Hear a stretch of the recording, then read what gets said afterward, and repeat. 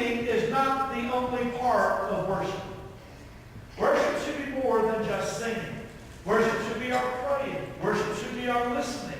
Worship should be the gathering together in corporateness. Worship should be what we do when we get in our closet at home. There are a lot of aspects of worship, but for today, let's put worship in the context of singing just for a little bit. Now, what we do when we sing and what we do when we lift our voice in praise to God, what is that and why do we do it? I found a story. It was reported in a Texas newspaper, but it ended up in an article in the USA Today, and I cut it out because I thought it was hilariously funny. It's about Chippie the parakeet. I don't know, you may have read the story about Chippie the parakeet. But Chippie the parakeet lived in a home in Texas somewhere, and the lady recounted the story, and this got into an editorial page, and then it ended up being spread all over the place. But in this one, the guy was talking about mistakes that are often made, and he used Chippie the parakeet as the example.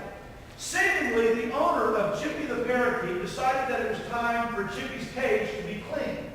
So she hated that job, and she really found it to be a drudgery, but she thought there was an easier way to do it, so she decided to clean the bottom of Chippie's cage with the vacuum cleaner.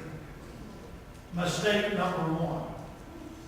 And so she took the vacuum cleaner and began to vacuum out the bottom part of the cage, and the phone rang. And so she left the vacuum cleaner hanging in the cage to answer the phone. Mistake number two. She turned around to hear, and Chippie was gone. So she decided to open up the vacuum in hopes that Chippie had survived the journey down the suction tube. She opened up the bag, and sure enough, there was Chippie.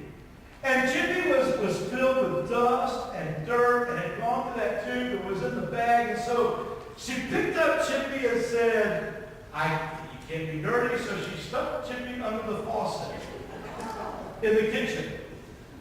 Mistake number three. Chippie was now this, can you imagine this beautiful parakeet with fluffy feathers, now soaked to the bone, had journeyed down a suction tube with vacuum cleaner, had been in the filth and mud. You can imagine just for a moment what Chippie must have looked like, and she looked over and saw the hairdryer and thought. And so she blow dried Chippie. Mistake number four. Finally, Chippie made his way back home to his now clean cage. A traumatic journey, to say the least. But the one who heard this story called a couple of days later to see how Chippie was doing. You know what the owner said? Chippie doesn't sing much anymore. He just kind of sits there in a daze. Can you imagine can you put yourself in Chippie's cage for a little bit? How would you like to go that journey? Be sucked out of vacuum cleaner, be in the dust and filth and dirt, be put under a faucet and then blow dried real quick. There's a reason why Chippie ain't singing so much. You know, but a lot of us here today are kind of like Chippie. We've been through the ringer. We've been sucked down tube. We've been put in the trash. We've been stuck under the cold water of a faucet. We've been blown dry. We've just been through it. And there's just not a lot